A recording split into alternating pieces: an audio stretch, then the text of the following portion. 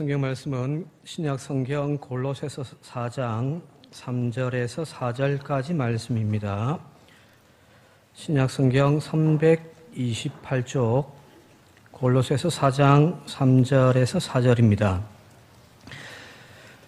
또한 우리를 위하여 기도하되 하나님이 전도할 문을 우리에게 열어주사 그리스도의 비밀을 말하게 하시기를 구하라. 내가 이 일 때문에 매임을 당하였노라. 그리하면 내가 마땅히 할 말로서 이 비밀을 나타내리라. 아멘. 오늘 오후에 우리 이 땅의 전라도에 복음의 씨앗을 뿌렸던 선교사들의 흔적과 유적을 찾아 함께 호흡하고 또 결단하는 시간들을 가지고자 합니다. 말씀을 준비하면서 선교에 여러 가지 말씀들이 있습니다만은 오늘 오후에 나눌 말씀들을 미리 함께 나누는 것이 좋을 것 같다라는 생각을 좀 가졌고요. 더불어 오늘 나누는 말씀은 지난 토요일 날, 어제 말고 그 앞주 토요일 날 교사대학이 연동교에서 지금 3주 동안 진행되어져 왔는데 거기에서 강의했던 내용을 조금 정리해서 오늘 함께 말씀을 좀 나누었으면 좋겠습니다. 이 땅에 이 한반도에 복음의 씨앗이 어떻게 뿌려졌는지를 함께 좀 나누는 시간을 가졌으면 좋겠는데, 이 땅에 언제쯤에 복음의 씨앗이 뿌려졌는가 정확하게는 알 수는 없습니다. 이미 신라 시대에 이 땅에 복음이 들어왔다라고 하는 그런 추정도 있고요. 경교라고 하는 형태로 들어온 것도 있습니다만 그것이 그냥 명확한 자료는 아직 남아있지는 않고 몇 가지 흔적들만 가지고 그렇게 추측을 하는 거고요. 본격적으로 복음이 들어왔던 것은 바로 조선시대에 17세기 중반에 서양 사람들이 조선에 입성하면서 복음이 전해졌다라고 이렇게 공식적으로 이야기를 합니다. 최초 선교사는 여기서 말하는 최초 선교사는 가톨릭까지 포함했습니다. 1603년도 선조 시대에 이제 임진왜란 이후에 1603년도에 로마 가톨릭 선교사들이 한국에 입성하여 선교 활동을 본격적으로 처음 시작했다라고 기록에 남겨져 있습니다. 그리고 정조 시대였던 1786년도에 첫 번째 성경 번역본이 이 땅에서 이게 발간되어집니다. 가톨릭의 역사였어요.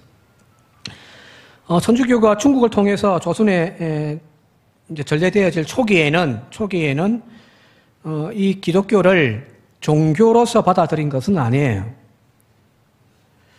이미 우리 사회는 유학이라고 하는 유교가 꽉 자리 잡고 있잖아요, 그렇죠? 그러다 보니까 이 통치 개념인 유교를 대신해서 기독교가 들어올 수가 없단 말이에요. 지금도 이슬람이 국가의 종교인 나라들의 다른 복음은 전가할 수가 없잖아요, 그죠? 초창기 때 종교로서 받아들인 것이 아니라 서학이라고 해서 서쪽의 학문, 어떤 학문, 서양 문물을 받아들인다라고 하는 입장에서 이 천주교를, 기독교를 처음에 받아들이기 시작했습니다. 근데 아무것도 모르고 받아들였는데 가만히 보니까 그들이 가르치는 것이 조금 이상하더라는 거예요, 그죠? 여러 가지가 있습니다만 가장 첫 번째로 문제가 되어졌던 것이 바로 제사 문제겠죠. 유교의 가장 핵심적인 것은 조상을 섬기는 거잖아요.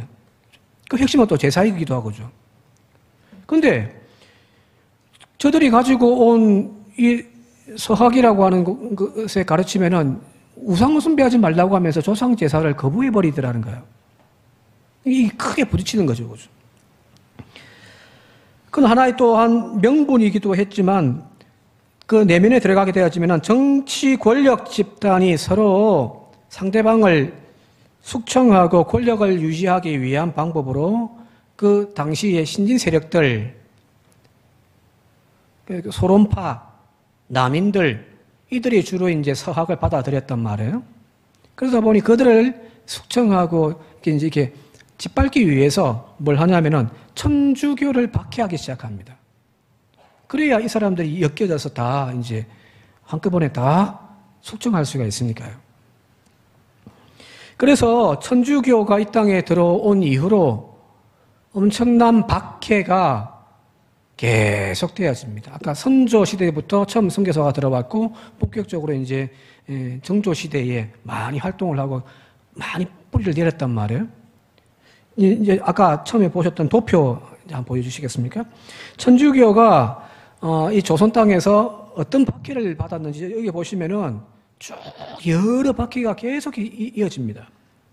정조 15전에 신해 박해를 시작해서 을묘 박해, 장사 박해, 신유 박해, 을해 박해, 정해 박해, 기해 박해, 병호 박해, 경신 박해, 그리고 1866년도에 이름 잘 아시는 흥성대원군 시절에 병임 박해까지 천주교는 계속된 박해의 시대를 이어져 옵니다. 대표적으로 여기 아까 제일 마지막에 있는 병임 박해 같은 경우요, 1866년 흥성대원군에 의해서 이루어졌던 이 병인년에 이루어졌던 박해는 엄청났습니다. 절두산에서 형장을 딱 만들어 놓고서 천주교인들을 다 잡아와가지고 수천 명을 그 자리에서 목을 참수해 버렸습니다. 그래서 절두산인 거예요.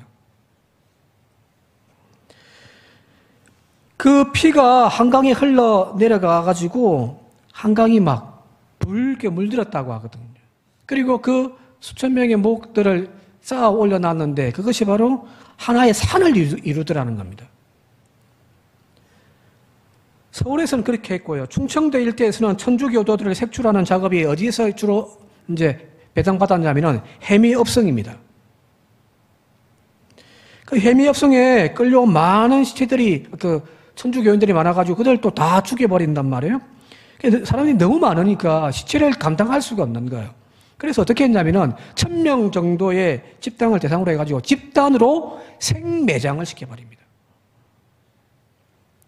이 목을 자르고 시체를 또 이렇게 파묻어야 되니까 이게 복잡하단 말이에요. 에이 모르겠다, 땅 팔아, 다 밀어 넣어라 해가지고 살아있는 사람들 다 생매장 시켜버려요. 그게 해미업성의 집단 생매장 사건입니다. 1871년도까지 진행되어진 이 엄청난 탄압으로 전국적으로 천주교인들이 얼마나 많이 순교당했냐면은 8,000명 이상이 순교를 당했습니다. 예. 자, 이러한 지속적인 천주교의 박해가 이루어졌잖아요. 그죠? 천주교는 개신교, 기독교에는 두 종파가 있잖아요. 천주교와 개신교. 개신교보다 100년 앞서서 이 땅에 본격적으로 복음의 씨앗을 뿌리면서 선교 활동을 했었습니다. 그런데 천주교의 이 선교 활동이라는 것이 아까 봤습니다만은 거의 박해의 연속이었단 말이에요. 자, 그런 천주교와 비교해서 개신교회가 이 조선의 땅에 복음을 뿌리기 시작한 그 시대를 보게 되어지면은 달라도 많이 다릅니다. 왜 그러냐면은 조선 사회가 개신교가 복음이 시작되어진 그때에는 문을 활짝 열고 복음을 그냥 완전히 받아들여 버린 거거든요. 흔히 한국은 기독교의 수용에 있어서 성공한 나라라고 이야기를 합니다. 복음에 들어가는 곳마다 엄청난 박해들이 교회 역사에서는 계속 이루어져 왔습니다. 그냥 순수하게 기독교를 받아들인 나라는 거의 없습니다. 그런데 개신교 역사만 보더라도 지금부터 살펴보겠습니다만은 그냥 문을 활짝 대문을 열어놓고서 기독교를 복음을 그냥 받아들인 거거든요. 수용에 있어서 성공한 나라가 한국이라고 이야기를 합니다. 수용만 성공적이었냐? 그게 아니에요. 그 뿌려졌던 복음의 씨앗이 활짝 꽃을 피워가지고 나중에 이제 1905년도부터 시작되어지는 평양 대부흥 운동을 통하여서 세계가 깜짝 놀라는, 그래서 동방의 예루살렘이라고 하는 별명이 평양에 붙을 정도로 세계 교회가 깜짝 놀랐던 일들이 바로 이 한국 땅이란 말이에요. 특별하단 말이에요. 자, 왜 이렇게 특이한가? 몇 가지 조금 상황을, 그 시대 상황을 조금 설명을 좀 해드리려고 하는데, 첫 번째는요, 이 조선 사회의 어떤 정치적인 상황이 완전 달라졌다는 거예요. 그 전까지 보수적인 정권을 이 세국 정책을 꽉 해왔죠. 조선은 유교의 나라라는 겁니다. 조선은 유교의 나라다. 그래서 저 서양의 문물을 또 종교를 받아들일 수 없다라는 겁니다. 그래서 문을 탁 걸어 잠가 버린 거죠. 그 소용돌이 속에 이 땅에 처음 복음을 가지고 왔던 천주교가 엄청난 박해를 받았다는 겁니다. 자, 그런데 이 세국 정책에 그래서 문을 굳게 걸어 잠궜던 조선이 이제 급격하게 변화되어지면서 흥선대원군이 실권에서 밀려나 버리고 민비와 고종이 정권을 다시 찾으면서 그 개방 정책으로 완전 바뀌어져 버리거든요. 서구 문물을 제한을 받아들이는 거예요.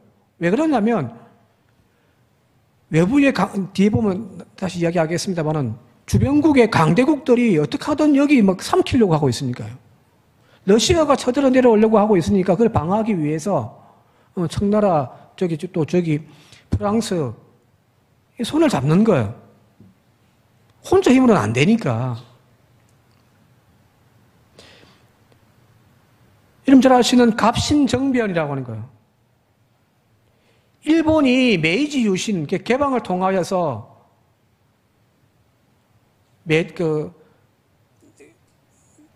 완전 바뀌어진 완전 서구화되어지고 굉장히 성장하는 그 모델을 받아들여가지고 개화파 사람들이 쿠데타를 일으켜가지고 갑신정변을 일으킨단 말이에요. 그 정도로 조선사회가 굉장히 바뀌어지려고 하는 그런 어떤 상황에 처해 있었다는 겁니다. 또 한 가지는요, 종교적인 상황인데, 이 개신교를 수용할 당시에 조선사회를 종교적인 특징으로 한마디만 이야기한다면 그것은 바로 종교가 없는 사회처럼 되어져 버렸다는 겁니다. 앞서 이야기했듯이 조선은 불교와 유교가 정치 이념화되어져 있던 나라들이었습니다. 신라시대 때부터 고려시대까지는 불교가 중심이었죠. 그죠? 그리고 이제 조선으로 넘어가면서 불교를 억압하고 이제 유교의 나라, 유교가 통치 이념이 되어졌단 말이에요. 자, 그런데 시간이 막 흘러가서 이제 조선 말기쯤 되어지니까 이 종교가 일반 백성들에게 선한 영향을 미쳐서 거기를 따라가는 방향이 되어야 되는데 오히려 종교가 백성들을 억압하는 힘으로 작용하더라는 겁니다. 그냥 불교와 유교는 그 형식과 명분만 남아 있어서 백성들로부터 외면을 당하는 거예요. 백성들은 생각하는 거죠. 유교는 저 지배층의 종교다. 양반들의 종교일 뿐이다. 이 유교라고 하는 체제 때문에 이 신분사회를 더 공고하게 되어지고 오늘 지금 조선 말기쯤 되어지면은 경제 파탄 또 정치 혼란 막 그런 상황이거든요. 백성들은 지금 굶어가고 있는데 유교만 따지고 앉아 있으니 아무 의미가 없는 거죠. 몇 년 전에 나왔던 우리나라의 굴란이라고 하는 영화가 하나 있었습니다. 그 시대 배경이 바로 이 시대거든요. 전국 팔도에서 여기저기서 밀란이 일어나는 거예요. 백성들이 못 살겠다는 겁니다. 탐관오리들이 백성들의 등을 쳐먹고요. 안 그래도 먹고 살 것이 없는데 여기 갖다 바치고 저기 빼앗기니까 더 살기 힘드는 거죠. 그래서 백성들이 땅을 버리고 어디로 가냐면 산으로 올라가서 도적들이 되어버리는 겁니다. 왜? 그 거짓 하면 먹고 살 수는 있으니까요.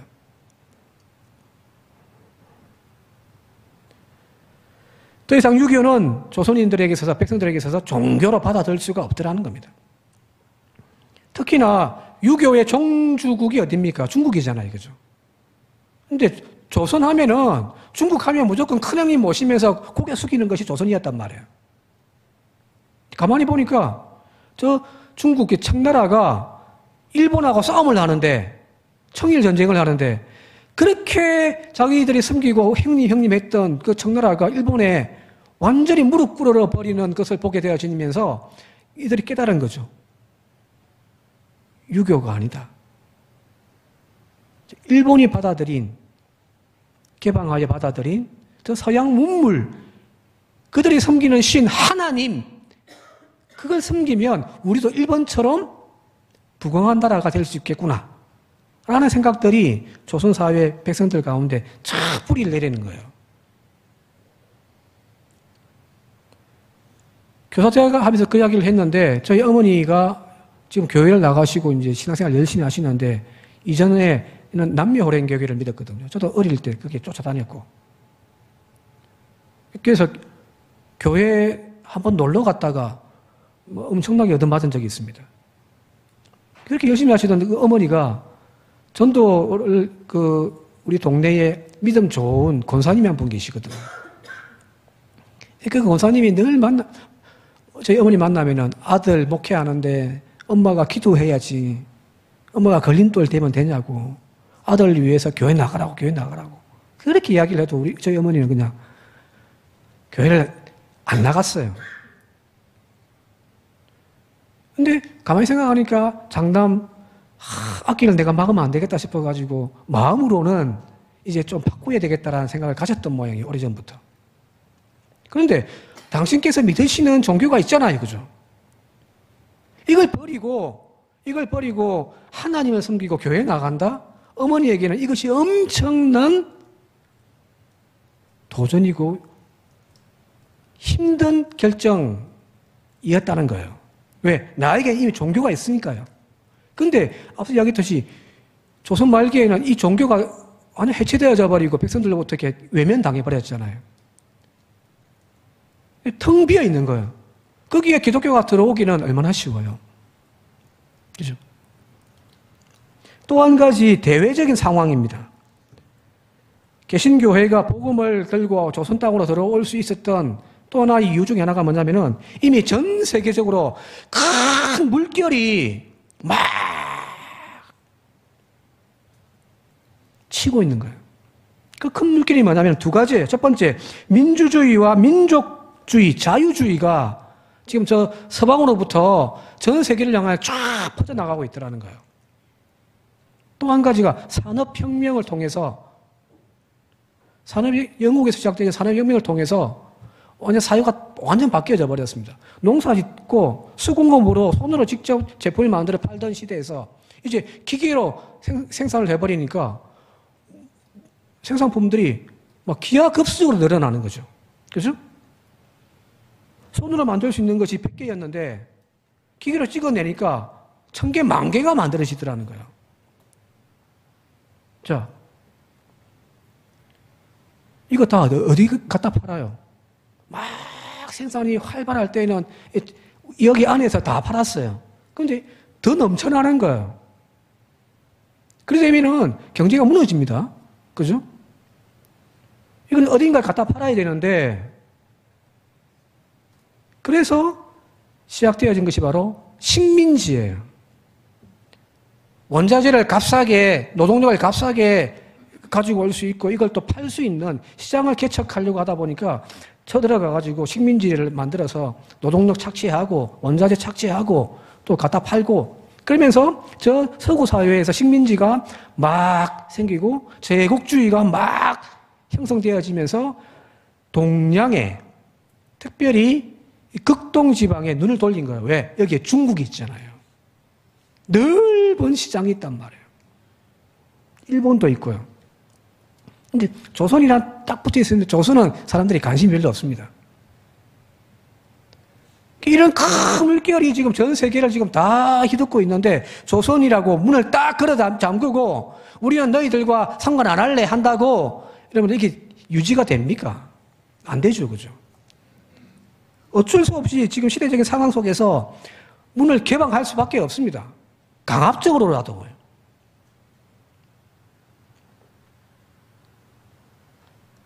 이런 시대에 복음이 쑥 들어와버린 거죠.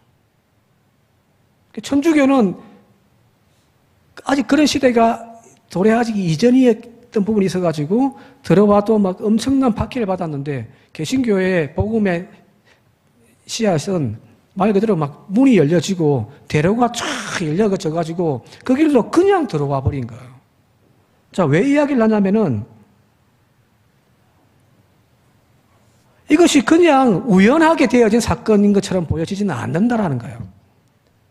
이 땅에 복음을 전가하기 위하여 또 세계를 향하여 복음이 확장되기 위하여 하나님께서 계획하신 하나님이 만들어 놓으신 대로라고 저는 믿습니다. 사람이 하는 것처럼 보여지지만 그러나 보이지 않는 하나님의 손이 이 조선 땅을 향하여 간섭하셨고 또한 이루어 가신 것이 바로 복음의 씨앗이 이 땅에 들어온 과정이었다는 겁니다. 하나님의 손이 작용하신 거죠. 우리도 마찬가지예요. 나가서 전도한다? 내 생각, 내 지식, 내 힘으로 전도하는 것이 아니에요. 하나님이 예배해 놓으시고 하나님이 뜻하신 이들로 하나님께서 우리를 이끌어 가셔서 우리가 뿌리는 씨앗의 복음들을 하나님께서 열매 맺게 하시는 것이 그것이 바로 복음이거든요. 첫 번째, 모든 상황 자체가 하나님께서 이렇게 만들어 가시더라. 또 한 가지는 개신교회가 복음을 전가하는 조선 땅에 복음이 들어오는 과정을 보게 되면 특별히 뭔가 특이한 상황이 또 하나가 있습니다. 그것이 무엇이냐면은 선교사가 들어와서 복음을 전하기 이전에 이미 이 땅 가운데 복음을 영접한 조선인들이 들어와서 조선인 스스로가 복음을 전가하는 그런 현상들이 나타났습니다. 자, 여러분 잘 아시듯이 청나라를 지배했던 나라가 주로 영국이잖아요. 그죠? 그죠? 그리고 홍콩 아편 전쟁 다 아시잖아요. 청나라와 영국이 전쟁을 했던. 그래서 청나라를 확 움켜잡고 있었던 곳이 바로 영국입니다. 그래서 영국의 스코틀랜드 이 영국에서 선교사들이 청나라에 많이 들어갔습니다. 조선 땅에 복음이 들어오기 이전에. 근데 그 들어왔던 청나라에서 활동하던 선교사 중에 한 명이 누가 있냐면은 존 로스라고 하는 선교사가 있습니다. 저기 사진에 나오는데 이 존 로스라고 하는 스코틀랜드 선교사가 들어와서 주로 어디서 활동을 했냐면 만주 지방, 지금 우리 얘기하면 간도 지방에 그 땅에 조선인들이 많이 올라가 살았거든요. 자, 거기서 선교 활동을 하던 이 존 로스라고 하는 선교사가 조선이라는 나라에 대해서 소식을 들은 거예요. 그래서 조선 땅에 들어가서 복음을 전가하고 싶은 마음이 생기고 그 열정 가운데 기도를 하고 있는 거예요. 그래서 이제 그 만주 지방에 지금 집단을 형성하고 있는 조선인들의 고려문이라고 하는 코리아 게이트라고 하는 우리로 이야기하면 뭐 코리아 타운쯤 되겠죠, 그죠? 거기에 가서 사람들을 만나는 거예요. 조선인들을. 그때 만났던 사람이 바로 이응찬이라고 하는 사람인데 한약재 중개상입니다. 이북 사람인데 이게 왔다 갔다 하면서 이제 한약재를 이제 거래하는 그런 사람입니다. 이 존 로스가 이 이영찬이라고 하는 사람을 만나가지고 뭐라고 이야기하냐면은 내 조선어 선생이 되어 주십시오. 조선어를 배우고 싶은데 당신이 나의 선생이 되어 주십시오. 라고 부탁을 해서 이제 열심히 조선어를 배웁니다. 근데 조선 말만 배웠겠습니까? 아니죠. 조선 말을 배우면서 이 사람에게 하나의 제안을 내는데 그게 뭐냐면은 내가 지금 이 조선어를 가지고 하나의 책을 번역하려고 하는데 이 책 번역하는 것에 좀 도와주십시오. 라고 하는 거예요. 근데 그 책이 뭐냐면 성경책인 겁니다. 이영찬 사람은 뭐 예수도 모르고 아무도 모르는 사람이에요. 근데 한글, 선교사에게 외국 사람에게 한글을 가르치면서 그 사람에게서 이제 책 번역하는데 도움을 주다 보니까 그 번역하다가 하는 가운데에서 예수를 만나버린 거예요. 그리고 혼자 이 번역에 도움을 주려고 하다 보니까 힘들어서 자기가 잘 알고 있는 김하성, 김진기, 백홍준이라고 하는 세 사람을 데리고 와가지고 같이 한글로 번역된 성경 작업을 이 네 사람이 같이 막 도와주는 겁니다. 이 사람들이 이제 거기서 예수를 만나고 세례를 받는 거예요. 자, 거기에 이제 나중에 곧 설명하겠습니다만은 서상윤이라고 하는 사람이 이제 다시 합세해가지고 성경, 신약 성경 번역본 한글로 된 성경이 만들어져 버린 거예요. 거기 이제 보시면 지금 예수 성교 전서라고 하는 겁니다. 예. 복음이 아직 한국 땅에 들어오기도 전에, 선교사들이 본격적으로 들어오기도 전에 이미 저 중국 땅에서 저 한글로 되어진 성경이 번역되어졌습니다. 그게 나중에 이제 한국 땅에까지 들어오고요. 자, 사진 한번 보여주실래요? 앞서 이야기했던 서상윤이라는 사람이 있는데, 이 사람은 원래 홍삼 장수입니다. 홍삼을 이제 가져와서 이제 수출하고 무역하는 그 사람인데, 그건 이제 만주에 장사로 올라갔다가 병에 걸린 거예요. 죽을 병에. 큰 병에 걸려가지고 병원에 입원을 했는데, 마치 그 병원이 바로 앞서 이야기했던 존 로스와 맥킨타이저 선교사가 운영하는 병원입니다. 그들이 지극정성으로 이 서상윤이라는 사람을 막 간호하고 병을 고쳐주는 거예요. 그래서 서상윤이 거기서 완전히 나아버립니다. 고맙잖아요, 그죠? 그래서 이제 내가 지금 어떤 한글로 책을 하나 번역하고 있는 작업을 하고 있는데, 조선인들이 도와주고 있는데 이 진도가 잘 안 나간다. 당신이 좀 도와주면 좋겠다라고 해가지고 서상윤도 이 성경 번역 작업에 함께 합세하게 되어집니다. 근데 이 서상윤이 합세를 하니까 이 번역이 굉장히 속도가 빨라져 버리는 거예요. 근데 성경만 번역한 것이 아니라 거기에서 예수를 또 만났겠죠. 이 서상윤 씨랑. 근데 가슴이 막 뜨거워지는 거예요. 내 동족에게도, 내 땅 저 가난하고 힘든 백성들에게도 이 하나님의 복음이 전거되어야 된다라고 하는 가슴을 가지고서 고향에 돌아가서 내가 이 복음을 증거해야 되겠다라고 하는 마음 가지고 그 번역했던 쪽 복음서라고 해가지고 이렇게 누가복음, 성경 전서를 갖고 가는 것이 아니라 복음서만 이렇게 누가복음과 요한복음이 번역되어졌거든요.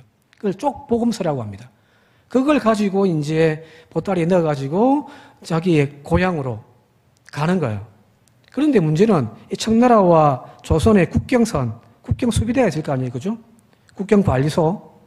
근데 넘어가는 길에 청나라 국경 관리소에서 가방을 뒤져봤더니 성경책이 발견되어졌으니까 거기서 이제 그대로 이제 조선인 국경관리소 별정소라고 하는데 거기에 투옥이 돼버립니다. 그리고 다 빼앗겨버리고요.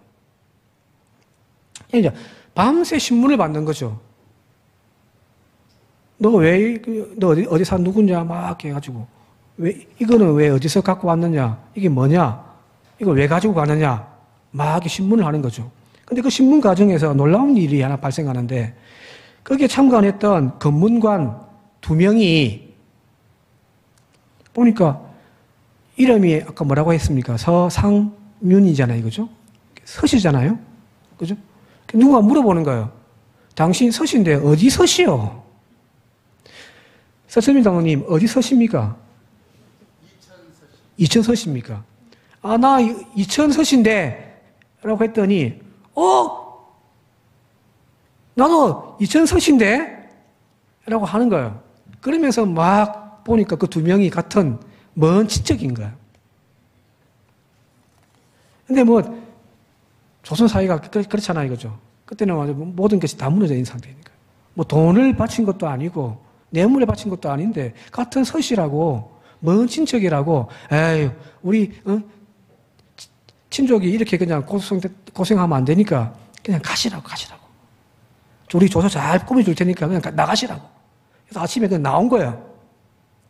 근데 더 놀라운 것은 뭐냐면은 그 전에 이쪽 복음서가 이미 많이 출판되어가지고 중국 땅에, 만주 땅에 많이 퍼져 있었단 말이에요. 이 서상윤만 이쪽 복음서를 가지고 조선 땅에 들어오려고 했던 것이 아니라 다른 사람들도 있었던 모양이에요. 근데 들어오다가 잡혀가지고 그 다 빼앗긴 거예요. 10개의 쪽 복음서가 이 별정소에 압수되어져가지고 보관되어져 있었던 모양입니다. 근데 서상윤 씨는 이제 그냥 나가라고 했잖아요. 그냥 서상윤을 풀어준 것이 아니라 자기가 원래 가지고 가려고 했던 보따리 안에 있던 복음서도 물려받았고, 그 전에 앞서 해놓았던 이 10개의 쪽 복음서도 이것도 갖고 가시오. 라고 해가지고 챙겨가지고 나온 거예요. 그래가지고 자신의 고향에 가가지고 의주인데, 거기에서 자기 동생 서경조에게 복음서를 익혀주면서 막 복음을 전거. 그러니까 이 서경조 동생이 변화받아가 예수를 영접하고요. 나중에는 신학교에 들어가가지고 한국인 최초 목회자 7인 중에 한 명이 되어집니다. 자, 그런데 이제 의주에서 이게 막 복음을 전가하다 보니까 소문이 들어가죠. 관아에서, 이제 이게 이상한 눈으로 보는 거죠. 아, 이러다가는 내가 또 크게 잡히겠다 싶어가지고 피해가지고 황해도 장년군으로 가서 거기서 복음을 또 전가하는 거예요. 그냥 쪽 복음서를 막 그냥 나눠주는 거죠. 이 마을 가가지고 뭐 하산 앞에 한 개씩 나눠줄 수는 없고 마을 집단으로 한 개씩 나눠주고 이걸 읽고 같이 한번 연구하자고 막 하면서 나눠줬는데 가져온 것이 얼마 안 되니까 금방 다 떨어져 버린 거죠. 그래서 이제 저 만주 땅에 있는 존 로서 선교사에게 편지를 보내가지고 쪽 편지, 쪽 복음서를 성경을 책을 좀 보내달라. 그랬더니 로스가 재물포로 해가지고 성경책을 보내주는데 몇 권을 보내주냐면 6,000권을 보내줍니다. 그래서 재물포 인천에 가가지고 그걸 받아가지고 이 서상윤이 어디로 가냐면 서울로 올라갑니다. 서울 가가지고 열정적으로 복음을 전가합니다. 그리고 나중에 이제 이 존 로스가 저기 북한에 저기 만주에 있으니까 초청장을 보내가지고 좀 오시라고 해가지고 이제 많은 이제 선교사들이 들어와 있으니까 이제 존 로스가 서울에 와서 보니까 이미 서울에 세례받고 기독교인이 되어지는 사람들의 숫자가 300명이 넘게 있더라는 거예요.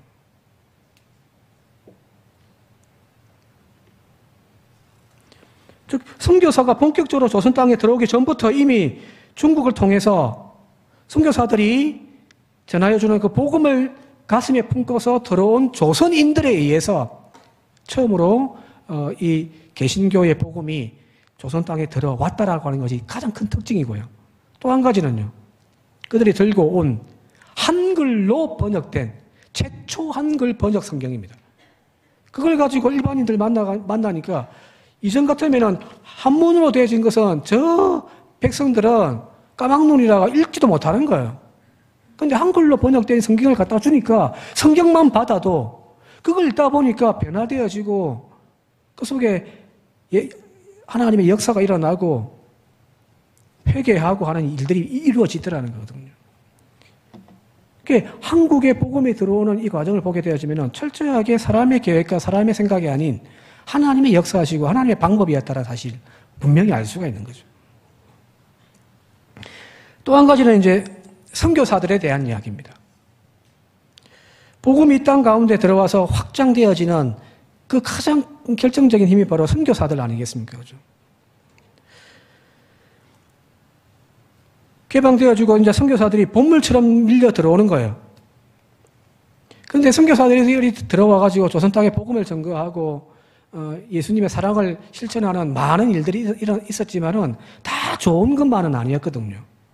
예를 들면은 이런 부정적인 사건이 평양도 평안남도에서 일어나는데 그 사건 이름이 허시모 선교사 사건이라는 겁니다. 이 사건은 북한의 초등학교 교과서에도 나오는 이야기입니다. 자, 무슨 이야기냐면은 일제강점기 때 평안남도에서 한 그 조선 소년이 미국 선교사가 소유하고 있는 가수원에 서리하러 들어간 거예요. 가수원에 이제 서리하러 들어갔는데 잡혀버린 거예요. 그런데 이 선교사가 초강수라고 즉 염산을 뿌리면 피부가 확 다 타버리고 녹아버리잖아요. 그죠? 이 염산을 가지고 이 소녀의 얼굴에 볼에다가 도적이라고 적어 놓은 거예요. 그러니 이 얼굴이 어떻게 되겠습니까? 그대로 이렇게 타들어가 가지고 도적 이라고 하는 글자가 새겨져 있는 거죠. 평생 이걸 이제 안고 살아가야 되는 거죠. 이제 이 이야기가, 이 사건이 이제 나중에 사람들에게 알려지기 시작하는 거예요. 그래서 조선일보, 동아일보의 신문에 이것이 이제 그대로 돼서 특필됩니다. 지금 이제 영상으로 올려놨는데, 저 신문이 바로 조선일보 기사입니다. 그리고 그 옆에 있는 아이가 김명섭이라고 그 피해자입니다. 볼에 보면 여기 지금 시커멓죠, 그죠? 이 도적이라고 하는 염산으로 글자를 새겨가지고 지금 이제 인을 박아놓은 거거든요. 자, 이러니 조선 사람들이 이 사건을 이제 전해 듣고서 막 난리가 난 거죠.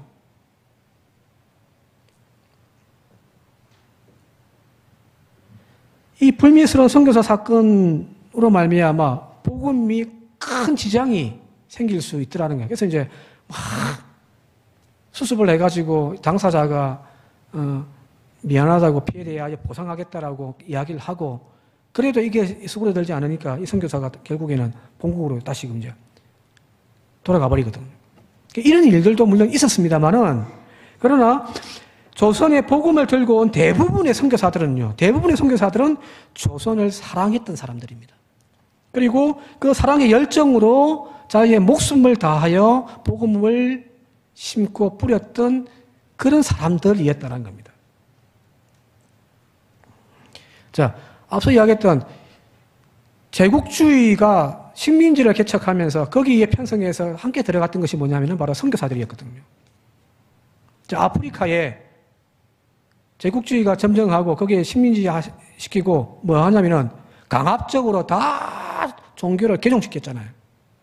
남미 쪽으로 스페인과 포르투갈이는 뭐 남미 쪽으로 가가지고 거기에 식민지를 개척하면서 또 거기에 점령지에 백성들의 종교를 다 없애버리고 강압적으로 그 기독교 신앙을 만들어버렸단 말이에요.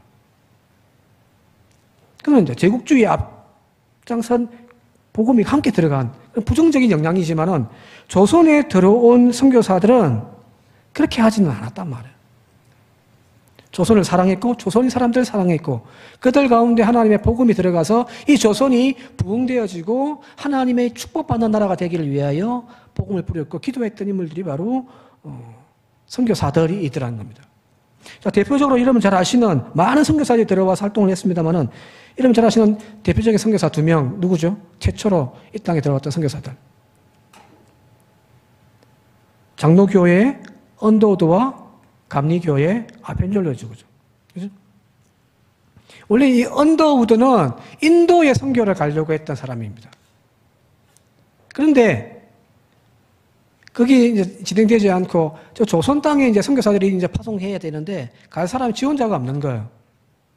그래서 이 언더우드가 하나님의 역사하심을 자기가 이제 고백하면서 내가 가겠습니다 라고 하는 거예요.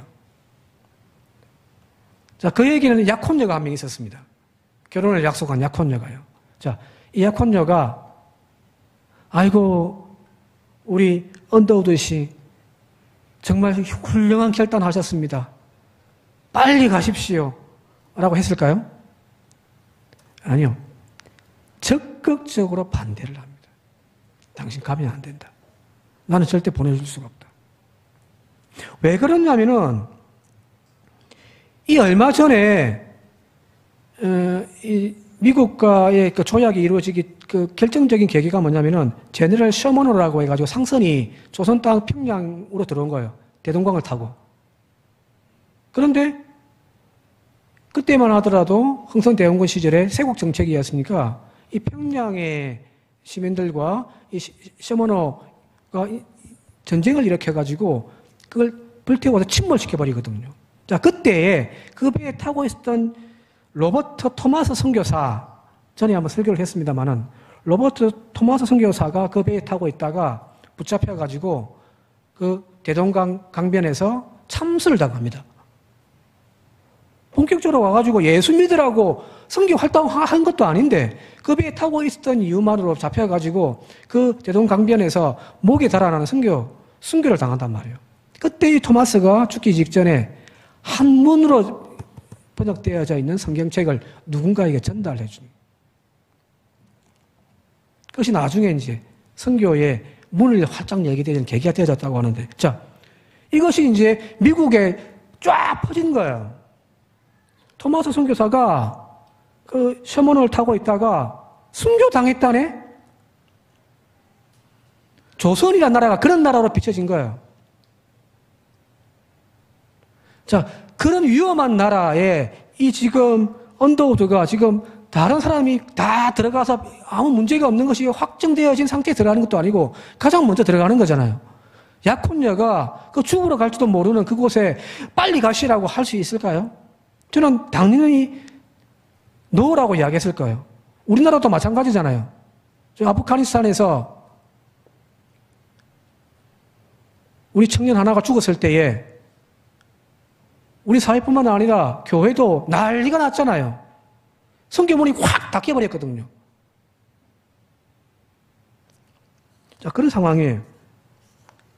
그런데 이 언더우드는 이 약혼녀가 자기가 가려고 하는 조선 땅에 복음을 들고 가려고 하는 그것을 막고 있으니 파혼해버리고 절교해버리고 그 손을 뿌리치고 조선 땅으로 들어온 것이 바로 언더우드입니다. 어떤 열정인지 아시겠죠, 그죠? 또 한 사람이 바로 아펜젤로인데 감리교단에서 파송되어진 사람입니다. 언더우드보다 한 살 더 많습니다. 이 아펜젤로가 했던 여러 가지 업적들이 있는데 첫 번째는 성경 번역에 열심히 했습니다. 조선 땅에 들어와가지고 성경 번역위원회를 조직해가지고 막 운영하고 성경을 막 번역해가지고 급속도로 이렇게 성경을 이렇게 전파하는 일들에 앞장선 사람입니다. 그리고 또 교육에 열심히 했습니다. 그래서 배제학당을 학교를 본국에서 지원받아가지고 배제학당을 만들어가지고 거기에서 엄청나게 많은 민족 지도자들을 양성해내기도 하고요. 또 이 아펜젤로는 이 언더우드보다 좀 더 민족적인 색채를 많이 가져왔어요. 조선인들을 위해 일제의 강압에 신음하고 있는 조선인들을 위하여 더 품고 안았던 인물이 바로 이 언더우드거든요. 이 아펜젤로입니다. 이 아펜젤로와 관련되어진 이야기 하나만 하고 좀 마치도록 할게요. 아펜젤로는 복음을 전가하다가 조선 땅에서 죽었습니다. 근데 어떻게 죽었냐면은 앞서 이야기했던 대로 이 아펜젤로는 성경 번역위원회를 구성해가지고 많이 활동을 했다고 했잖아요. 그죠? 근데 이 성경 번역위원회가 1902년도에 이 목포에서 모이게 되어졌습니다. 목포에서요. 전국에서 이제 목포에 모여가지고 성경위원들이 이제 성경 번역하는 작업들의 이제 마무리 좀 되어지는 시점에 이제 참석을 해야 되는데 개인적인 일 때문에 다른 사람들은 먼저 가고 본인은 이제 조금 늦게 이제 출발한 거예요. 배를 타고. 자, 이제 배 타고 오다가 안개가 짙게 바다 끼어져 있는 바람에 새벽쯤에 다른 배와 이 아펜젤로가 타고 있던 배가 충돌을 해가지고 이제 침몰을 하고 있는 상황이에요. 근데 이 아펜젤로가 처음에는 이제 외국인이고 하니까 선교사가 하니까 먼저 빠져나왔겠죠, 그죠? 그런데 그 배에 자기가 함께 하고 있던 자기의 조사, 그리고 배제학당에 자기가 만들었던 배제학당의 학생이었는데 그 이 학생의 고향이 여기 목포예요. 그래서 이 여학생을 데리고 고향으로 데리고 오던 와중에 이 배가 침몰하는 가운데. 근데 보니까 자기 조사도 안 보이고 그 여학생이 보이지가 않는 거예요. 그래서 다시금 배에 들어가가지고 그들을 구출하다가 어떤 이야기에 따르면 자기가 입고 있던 그 구명조끼도 벗어줬다고 이야기를 하긴 하는데 정확히 모르겠고요. 그게 하다가 그냥 배와 함께 침몰해 죽은 거예요. 지금까지도 그의 시신을 발견하지 못하고 있다고 합니다. 그의 무덤은 저 군산 앞바다에 있습니다.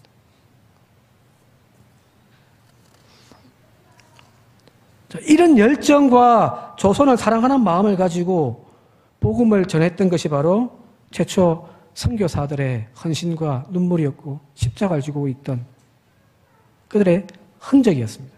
말씀 좀 시간 많이 지나서 정리할게요. 그들만 있었던 것은 아니죠. 수없이 많은 사람들이 각 지방에서 복음을 뿌렸고 그 복음의 열매들을 이루어갔습니다. 언더우드와 아펜젤로만 이야기했습니다만 그들과 다르지 않는 열정과 헌신으로 복음을 뿌렸던 것이 선교사들의 이야기들입니다. 각 지역에 가면은 그 선교사들에 대한 유적지가 다 있습니다. 여기 전라도가 마찬가지고요. 군산에 가면 아까 이야기했던 아펜젤로의 기념관이 있고, 광주에 가면은 양림동에 이 복음을 뿌렸던 많은 선교사들의 유적지와 그들의 얽혀 있는 이야기들이 다 있습니다. 문제는 이제 한국 교회가 그들을 점점 잊고 있다는 것이 너무너무 가슴 아픈 일이 아닌가 싶습니다. 바라기는 우리는 그들에게 빚진 자들입니다. 복음에 빚진 자들.